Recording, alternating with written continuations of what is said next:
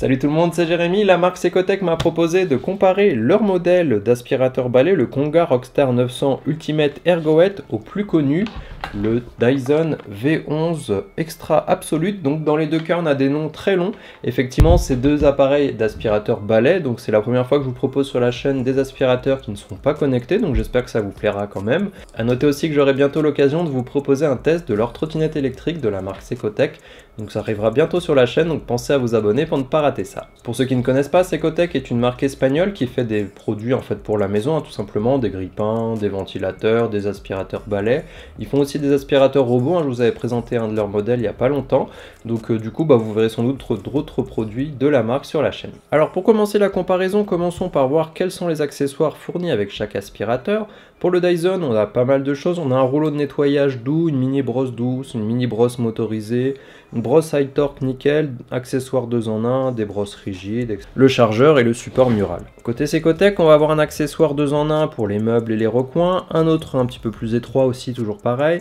On va avoir une base de recharge, un tube flexible, une brosse pour les animaux, une brosse motorisée, donc on a pas mal de choses. Dans les choses un petit peu plus qui sortent de l'ordinaire, on va dire, on va avoir un coude qui permet d'ajuster l'angle d'aspiration pour passer sous les meubles, et on a aussi un système qui va permettre de laver en même temps qu'on aspire. Ici dans les deux cas, on a beaucoup d'accessoires, tout ce qu'on retrouve d'assez basique, on va dire, sur un aspirateur de ce type-là.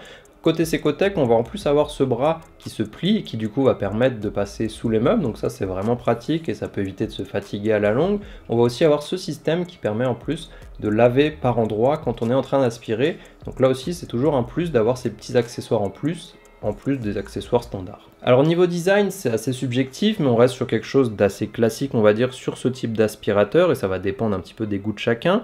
On va avoir plutôt l'impression d'avoir des armes futuristes, j'ai envie de dire. Les écrans de contrôle se ressemblent là aussi beaucoup, mais on voit que le Dyson est quand même un cran au-dessus. Surtout, il montre l'autonomie restante en minutes en fonction de chaque mode, alors qu'on aura un pourcentage sur le Secotech. C'est toujours un petit plus d'avoir ce temps exact, parce que le pourcentage, on ne sait pas forcément combien de temps il nous reste. A noter aussi que je trouve la qualité du plastique utilisé de meilleure qualité sur le Dyson que sur le Secotech. Bon, à l'usage, c'est pas forcément un très gros problème, à part si vous avez prévu de le mettre en plein milieu de votre salon. C'est pas forcément quelque chose qu'on va venir exposer un aspirateur, donc logiquement, on va pas forcément passer beaucoup de temps à regarder la qualité du plastique, mais c'est bon à savoir qu'effectivement, l'aspect un petit peu plus premium va plutôt être sur le Dyson que sur le Secotech. Pour la partie caractéristique, les deux aspirateurs ont en commun d'avoir 3 modes, économique, automatique et boost, ou turbo en fonction de l'aspirateur. Le mode auto va permettre en fait de s'adapter à la saleté. Tout cela va venir se choisir en appuyant sur les boutons situés au niveau de l'écran.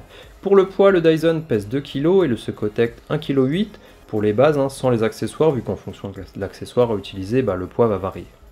Côté puissance d'aspiration, pour le Dyson, on aura 220 AW et sur Secotech 200 AW. Alors je ne sais pas quel est le nom de cette abréviation exacte, c'est mon premier type d'aspirateur que je fais de cette sorte-là, mais ça permet de voir qu'on a à peu près la même puissance avec l'un ou l'autre.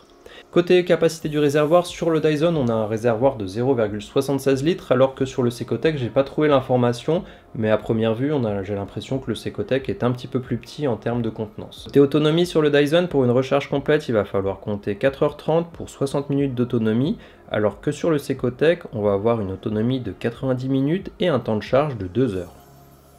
Les deux appareils disposent de batteries amovibles, donc ça c'est toujours un plus, justement si dans quelques années ou quelques temps en tout cas le système ne fonctionne plus comme il faut au niveau de la batterie, on pourra venir la changer seulement et pas changer tout l'aspirateur. Donc là aussi c'est plutôt positif, et effectivement on notera que le Secotech charge plus vite et en plus il a une meilleure autonomie. Donc ça aussi c'est plutôt important parce que forcément plus l'autonomie sera longue, plus on pourra faire le tour de sa maison, éviter de devoir s'arrêter pour recharger au milieu. Et surtout si vous avez oublié une pièce ou quoi que ce soit, vous n'êtes pas obligé d'attendre pendant plusieurs heures pour pouvoir continuer et reprendre votre ménage. Donc là c'est toujours un plus d'avoir une recharge rapide et une bonne autonomie. Alors l'utilisation de tous les jours restera assez similaire avec l'un ou l'autre, ça reste des aspirateurs. Par contre c'est vrai que d'avoir ce tube qui se plie, ça facilite grandement le passage sous les buffets, sous les lits, sous les tables basses, etc. Forcément à la longue, ça évite aussi de se faire mal au dos et de rendre le ménage un petit peu pénible.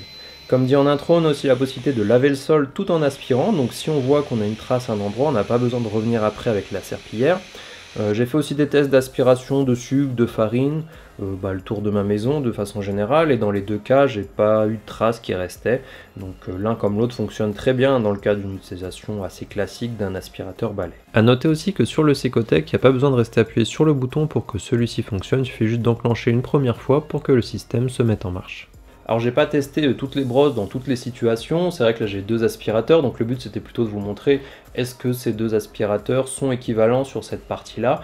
Pour moi, j'ai pas rencontré de grosses différences finalement en termes d'aspiration. C'est vrai que le Dyson sur le papier a un petit peu plus. Après, à l'utilisation classique, ça se rend compte pas forcément, on voit pas trop la différence. J'ai pu aspirer mon tapis avec l'un ou l'autre, et là aussi ça fonctionnait bien. Après, je suis pas un expert dans les aspirateurs, en tout cas pas encore, mais ça me permet de voir que dans une utilisation classique, les deux fonctionnent très bien.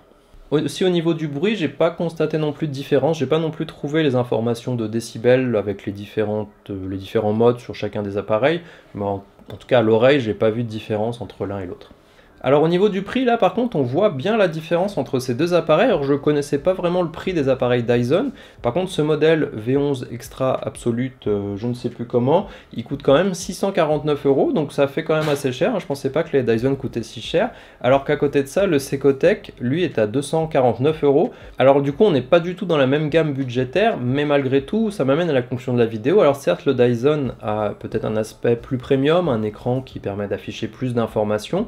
Par contre, d'un autre côté, le Secotec va avoir aussi plus d'accessoires, des accessoires assez intéressants avec ce système de bras qui s'ouvre, d'avoir aussi en plus ce système pour nettoyer par terre en même temps. On va avoir aussi une meilleure autonomie, une meilleure recharge sur le Secotec.